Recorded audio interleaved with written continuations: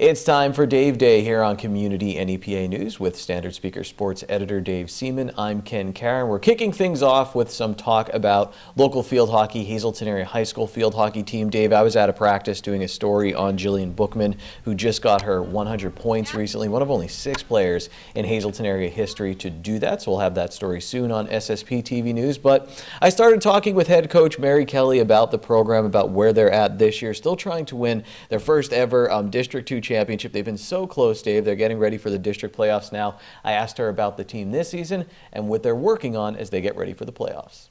I'm proud of their work ethic, number one. I'm proud of their positive attitude and the fact that this is a group of 28 girls who really are sisters on the field, and they're just a great group of girls. Yeah, to close out the season, what are you guys maybe still working on, and what are you looking for as you look forward to those district playoffs? Yeah, we're working on scoring. We have the ball up there, in our circle, but we're having difficulty finishing it. I feel we're strong on our defense, but we need to up our game when it comes to offense.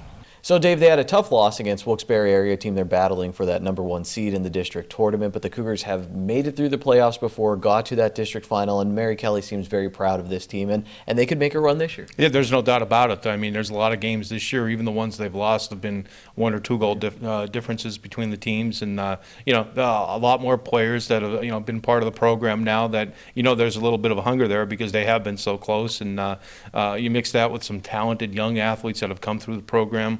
And I think they're really going to make a run this year. I really think, not that they haven't in other years, but I really think they're sincere with their effort this year. I think their talent level is closer to the top teams in the district, but they got to prove it on the field, and that comes with playing a complete game.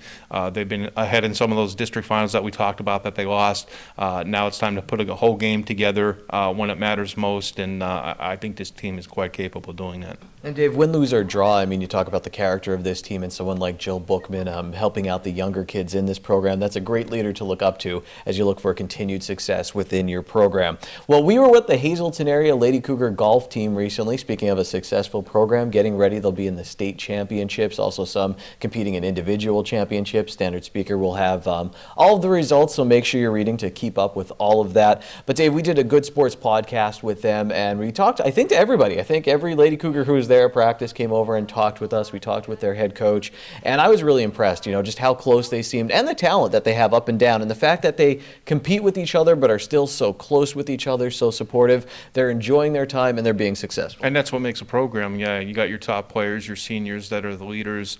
They're the ones that lay the groundwork, the foundation, if you will, and show the younger players how it's done. Younger players are picking up, and I wouldn't expect any drop off next year as well.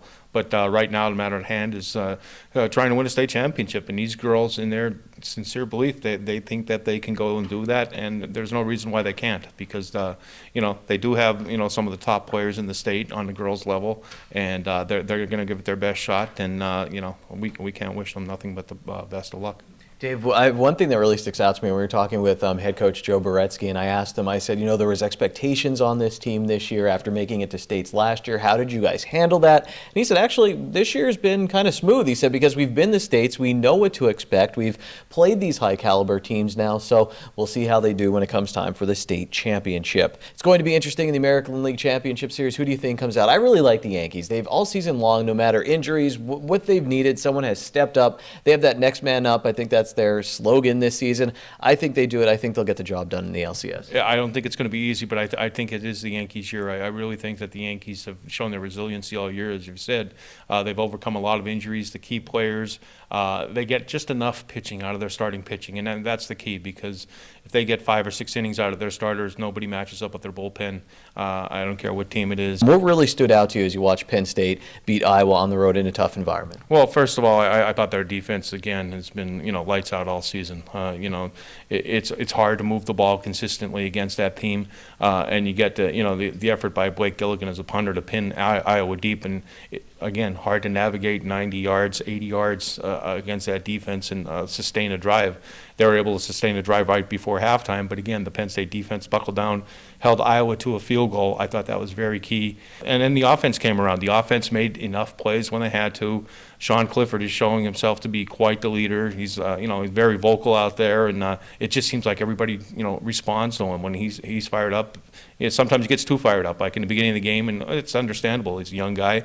But once he calmed down, he was able to make plays, make some real tough passes against a very good defense, and he picked up yardage with his legs too. That was a big question going into the season. And I was impressed, Penn State was able to finish out the game. If you talked about some of these teams recently for Penn State just not finishing out big games, and you kind of worry when you get the ball and you're kind of forcing the other team to use their timeouts. The Nittany Lions were able to do that this time with Noah King, get the first downs and close things out. Well, that's going to close out this segment of Dave Day. You can read his work in the Standard Speaker and watch him here on Community NEPA News.